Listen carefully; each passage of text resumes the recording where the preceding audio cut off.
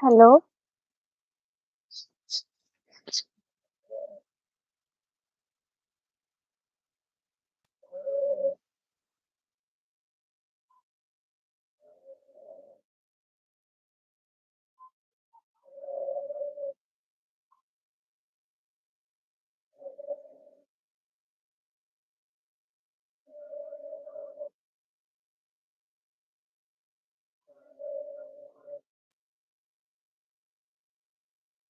hi, I'm sharing this screen.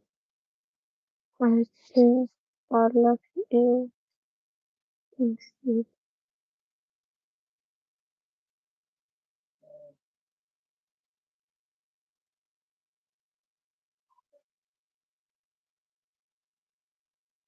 Am I audible?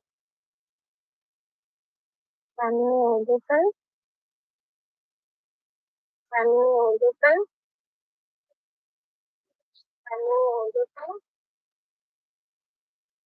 Am I audible? Am I audible? Am I audible? Am I audible? In a bustling city, there lives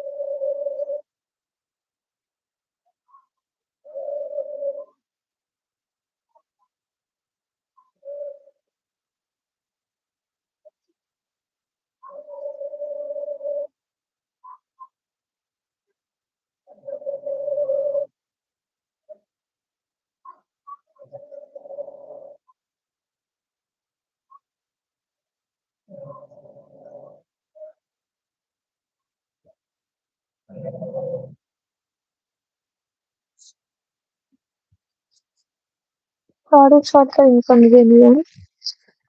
I am new, so I don't know much about this. Let's start.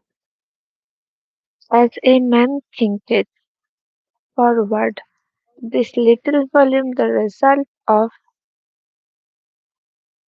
meditation and experience, is not intended as an exhaustive treatise on the much written open subject of the power of thought. It is suggestive rather than explanatory. Its object belongs to stimulate men and women to the discovery and precipitation of the truth that they themselves are makers of themselves by virtue of the thoughts which may choose and encourage.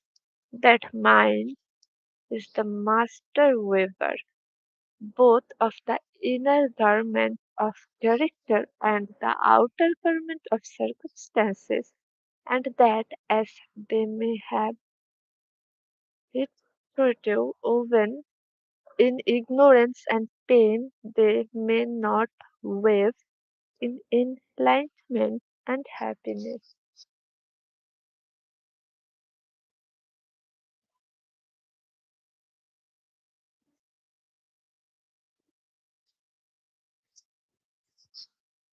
James Allen, Broad Park Avenue, Ilfracombe, England. Thought and character. Aphorism: as a man thinks in his heart, so is he. not only embraces the whole of a man's being, but is so comprehensive as to reach out to every condition and circumstances of his life. A man is literally what he thinks, his character being the complete sum of all his thoughts. As the plant springs from and could not be without the seed, so every act of a man springs from the hidden seed of thoughts, and could not have appeared without them. This applies equally to those acts called spontaneous and un- unpremeditated, as to those which are deliberately executed. Act is the blossom of thought, and joy and suffering are its fruits. Thus does a man grainer in the sweet and bitter fruitage of his own husbandry, though in the mind hath made us what we are, by thought was wrought and willed. If a man's mind hath evil thoughts, pain comes on him as comes the will, the ox behind. If one endure in purity of thoughts, joy follows him as his own shadow. Sure, man is growth by law, and not a creation by artifice, and cause and effect is as absolute and undividing in the hidden realm of thought as in the world of visible and material things. A noble and godlike character is not a thing of favor or chance, but is the nat- is the natural result of continued effort in right thinking, the effect of long cherished associated with godlike thoughts, and ignorable and bes- bestial character by the same process is the result of the continued harboring of groveling thoughts. Man is made or unmade by himself. In the armory of thoughts, he, for, he forges the weapons by which he destroys himself. He also fashions the tools with which he builds of himself heavenly mansions of joy and strength and peace. By the right choice and true application of thought, man ascends to the divine perfection. By the abuse and wrong application of thoughts, he descends below the level of the beast. Between these two extremes are all the grades of character, and man is their maker and master of all the beautiful truths pertaining to the soul which have been restored and brought to light in this age. None is more gladdening or fruitful of divine promise and confidence than this, that man is the master of thought, the molder of character, and the maker and shaper of condition, environment, and destiny. As being of power, intelligence, and love, and the lord of his own thoughts, man holds the key to every situation, and contains within himself that transforming and regenerative agency by which he may make himself what he wills. Man is always the master, even in his weaker and most abandoned state, but in his weakness and degradation, he is the foolish master who misgoverns his household. When he begins to reflect upon his condition and to search diligently for the law upon which his being is established, he then became the wise master, directing his energies with intelligence and fashioning his thoughts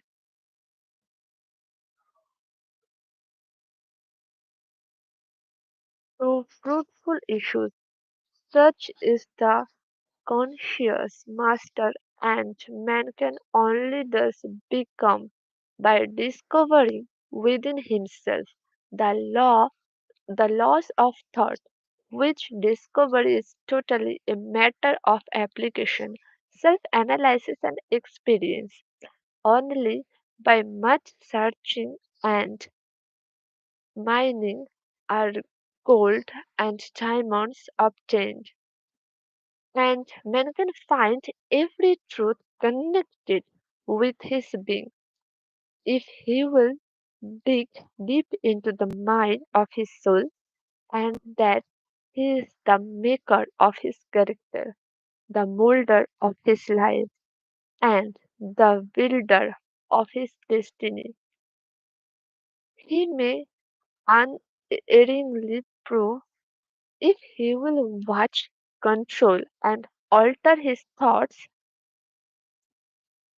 pressing their effects upon himself, upon others, and upon his life and circumstances, linking cause and effect by patience, practice, and investigation, and utilizing his every experience, even to the most trivial everyday occurrence, as a means of obtaining that knowledge of himself which is understanding, wisdom, power. In his direction, as in no other, is the law absolute that he that seek find, find, and to him that knock it shall be opened. For only by patience, practice, and ceaseless importunity can a man enter the door of the temple of knowledge.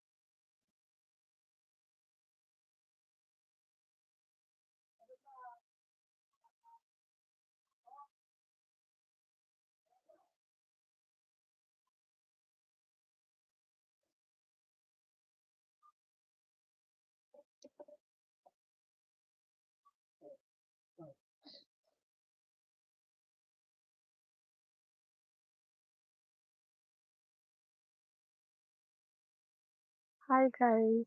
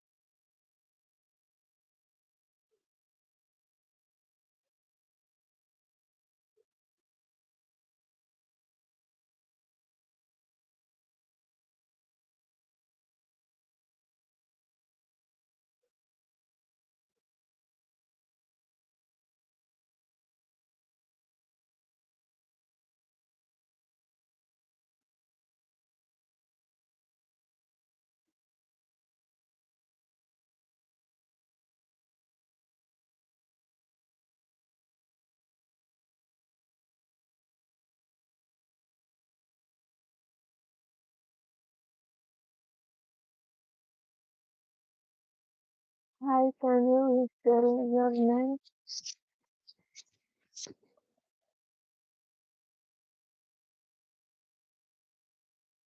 Okay, so let's read the next part.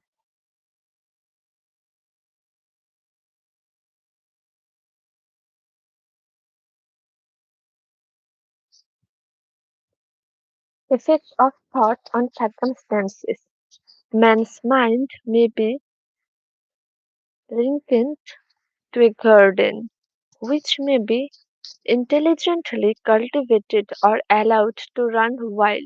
But but whether cultivated or neglected, it must and will bring forth. If no used seeds are put into it, then an abundance of useless weak seeds will fall therein and will continue to produce their kind. Just as a gardener cultivates his plot, keeping it free from weeds and growing the flowers and fruits which he requires, so may a man tend the garden of his mind, weeding out all the wrong, useless, and impure thoughts, and cultivating towards perfection the flowers and fruits of right, useful, and pure thoughts. By pursuing this process, a man sooner or later discovers that he is the master gardener of his soul, the director of his life. He also reveals within himself the laws of thought and the understands with ever increasing accuracy how the thought forces and mind element operate in the shaping of his character, circumstances, and destiny. Thought and character are one, and as character can only manifest and discover itself through environment and circumstances, the outer conditions of a person's life will always be found to be harmoniously related to his inner state. This does not mean that a man's circumstances at any given time are an indication of his entire character, but that those circumstances are so intimately connected with some vital thoughts element within himself that for the time being they are in this indispensable to his development. Every man is where he is by the law of his being.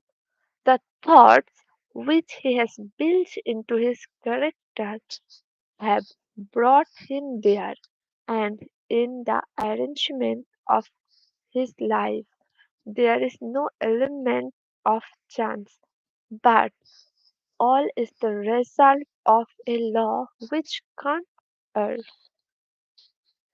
This is just as true of those who feel out of harmony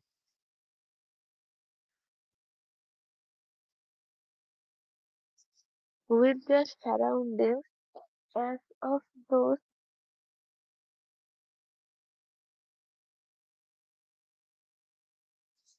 who are contented with them.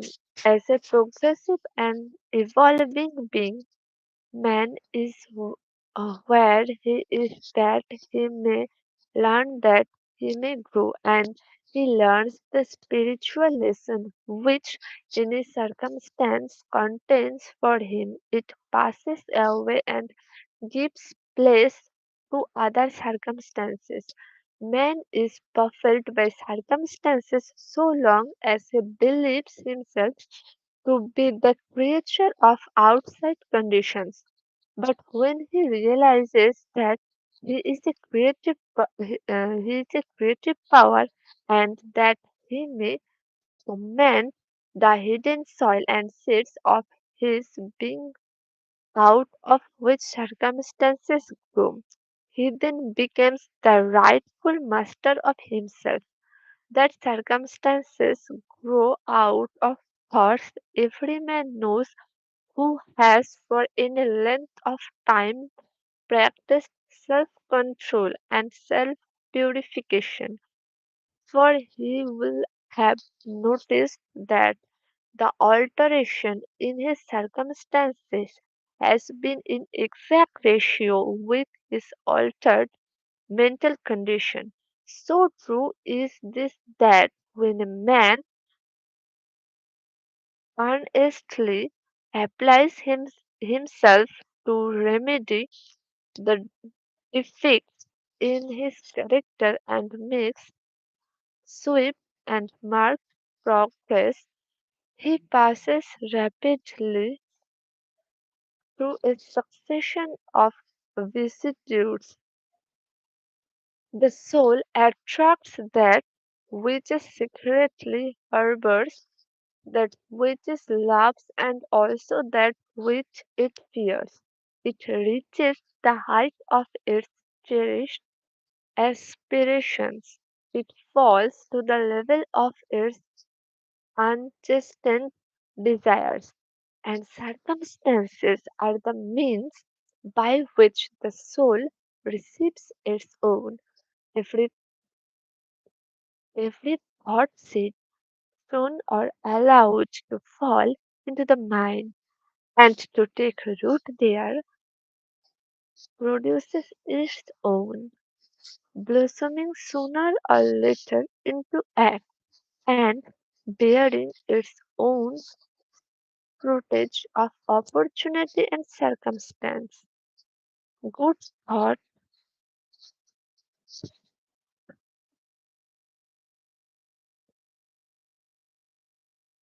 good thoughts bear good fruit. Bad thoughts, bad fruit.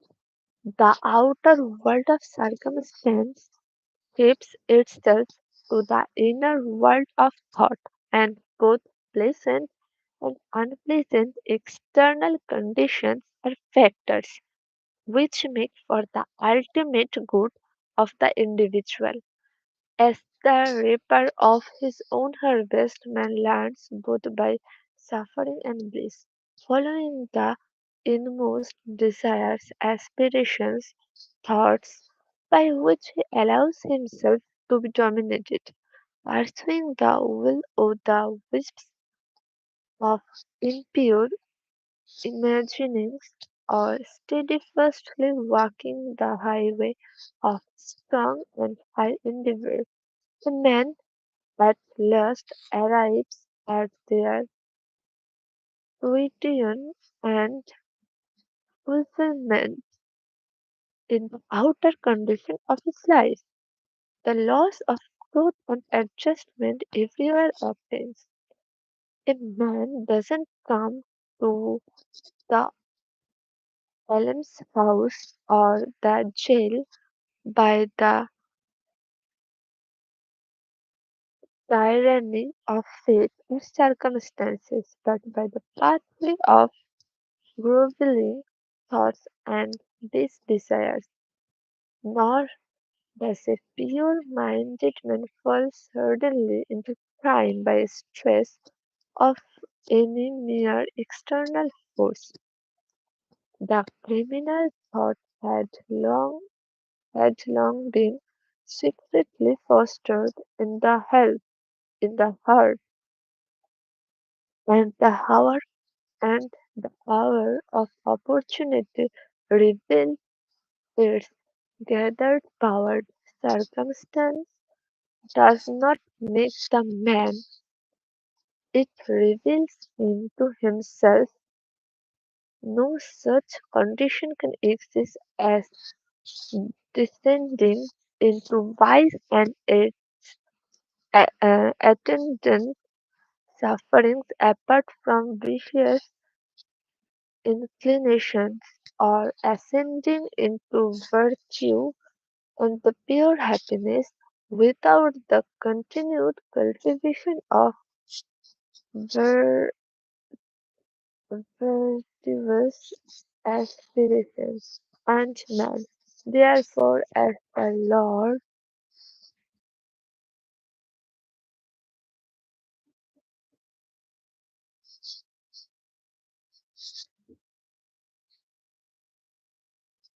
and Master of thought is the maker of himself, the sharper and author of environment. Even at birth, the soul comes to its own, and through every step of its earthly pilgrimage, it attracts these combinations of conditions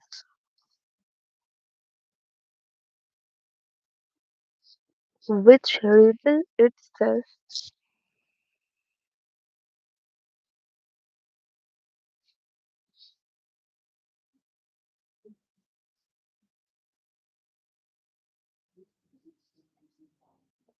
which are the reflection of its own purity and impurity. Its strength and weakness meant do not attract that which they want, but that which they are. Their whims, fancies, and ambitions are thwarted at every step, but their inmost thoughts and desires are fed with their own food, be it full or clean. The divinity that shapes our ends is in ourselves. It is the very self. Only himself manages man. Thought and actions are the gallows of fact. The impression being based, they are also the angels of freedom. Deliberate being noble, not what he wishes and prays for does a man get, but what he justly earns. His wishes and prayers are only gratified and answered when they harmonize with his thoughts and action in the life of his truth.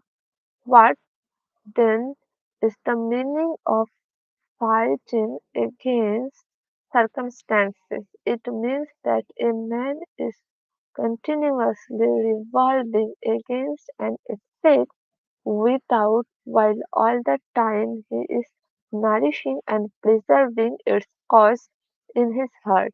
That causes may take the form of a conscious bias or an unconscious weakness, but whatever it is, its stubbornness retards the efforts of its pros- possessor and thus calls out for remedy. Men are anxious to improve their circumstances but are unwilling to improve themselves. They therefore remain bound. The man who doesn't shrink from self crucifixion can never fail to accomplish the object upon which his heart is set. This is as true of earthly as of heavenly things. Even the man whose sole object is to acquire wealth must be prepared to make great personal sacrifices before he can accomplish his object, and how much more so he who would realize a strong and well poised life. Here is a man who is richly poor. He is extremely anxious that his surroundings and whom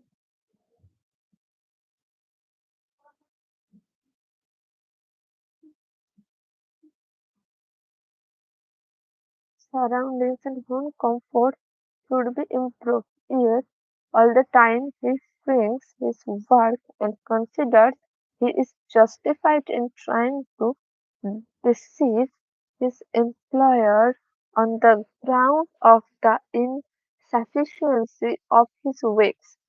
Such a man does not understand the simplest rudiments of those principles which are the basics of true pros- prosperity and is not only totally un- unfitted to rise out of his repentance, but is actually attracting to himself a still deeper wretchedness by revealing it and acting out indolence, deceit, and unnameable thoughts. Here is a rich man who is the victim of painful and persistent disease as the result of gluttony. He is willing to give large sums of money to get rid of it, but he will not sacrifice his gluttonous desires. He wants to gratify his taste for rich and unnatural viands and have his health as well. Such a man is totally unfit to have health because he has not yet learned the first principle of a healthy life. Here is an employer of labor who adopts crooked measures to avoid paying the regulation wage and in the hope of making larger profits reduces the wages of his work people. Such a man is altogether unfitted for prosperity, and when he finds himself bankrupt both as regards reputation and riches, he blames circumstances, not knowing that he is the sole author of his condition. I have introduced these three cases merely as illustrative illustrative of the truth that man is the cautious thought nearly always is unconsciously of a circumstances and that wish list aiming at a good end. His, his, con, his continually frustrating its accomplishment by encouraging thoughts and desires which cannot possibly harmonize with that end. Such cases would be multiplied and varied almost indefinitely, but this is not necessary, as the reader can, if he so resolves, trace and the action of the laws of thought in his own mind and life, and until this is done, mere external facts cannot serve as a ground of reasoning. Circumstances, however, are so complicated, through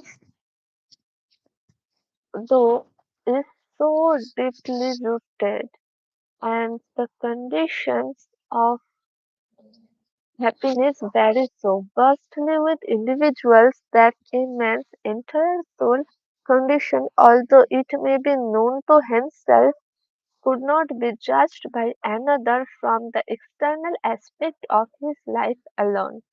A man may be honest in certain direction, yet suffer privations. A man may be dishonest in certain direction, yet acquire wealth. But the conclusion usually formed that the one man fails because of his particular honesty and that the other prospers because of his particular dishonesty is the result of a superficial judgment which assumes that the dishonest man is almost totally corrupt and honest man almost entirely virtuous. In the light of it, deeper knowledge and wider experience, such judgment is found to be erroneous. The dishonest man may have some admirable virtues which the other does not possess, and the honest man obnoxious vices which are absent in the other. The honest man retains the good result of his honest thoughts and acts. He also brings upon himself the suffering which his vices produce. The dishonest man likewise garners his own suffering and happiness. It is pleasuring to human vanity to believe that one suffers because of one's virtue, but not until a man has extirpated every sickly, bitter, and impure thoughts from his mind and washed every sinful strain from his soul. Can he be in a position to know and declare that his sufferings are the result of his good and not of his bad qualities, and on the way to it long before he has reached that supreme perfection he will have found working in his mind and life? The great law which is absolutely just and which cannot therefore give good of evil, evil for good. Possessed of some knowledge, he will then know, looking back upon his past ignorance and blindness, that his life is and always was justly ordered, and that all his past experiences, good and bad, were the equitable outworking of his evolving yet unevolving self. Good thoughts and action can never produce bad results. Bad thoughts and action can never produce good results. This is but saying that nothing can come from corn but corn, nothing from nettles but nettles. Men understand this law in the natural world and work with it, but few understand it in the mental and moral world. Thoughts its operation there is just as simple and undeviating, and they therefore do not cooperate with it. Suffering is always the effect of wrong thoughts in some direction. It is an indication that the individual is so out of harmony with himself, with the law of his being. The sole and supreme use of suffering is to purify, to burn out all that is useless and impure. Suffering ceases for him who is pure. There could be no object in burning goods after the truth had been removed, and a perfect, pure, and enlightened being could not suffer. The circumstances which a man encounters with suffering and the results of his own mental inharmony, the circumstances which a man encounters with blessedness are the result of his own mental harmony. Blessedness, not material possessions, is the measure of right thoughts. Not lack of material possession is the measure of wrong thoughts. A man may be cursed and rich. He may be blessed and poor. Blessedness and riches are only joined together when the riches are rightly and wisely used, and the poor man only descends into richness when he regrets his lot as a burden unjustly imposed. Indigence, indigence and indulgence are the two extremes of richness. They are both equally unnatural and the results of mental disorder. A man is not rightly conditioned until he is a happy, healthy, and prosperous being. And happiness, health, and prosperity are the result of harmonious adjustment of the inner with the outer of the man with his surroundings. A man only begins to be a man when he ceases to whine and rebel and commences to search of the hidden justice which regulates his life and as and And as he adapts his mind to that regulating factor, he ceases to accuse others as the cause of his condition and builds himself up in strong and noble thoughts, ceases to kick against circumstances that beings to use them as aids to his more rapid progress and as a means of discovering the hidden powers and possibilities within himself. Law, not confusion, is the dominating principle in the universe. Justice, not injustice, is the soul on and substance of life, and righteousness not corporation, is the molding and moving force in the spiritual government of the world. This being so man has but to right himself to find that the universe is right, and during the process of putting himself right, he will find that as he alters his thoughts toward things and other people, things and other people it alters towards him.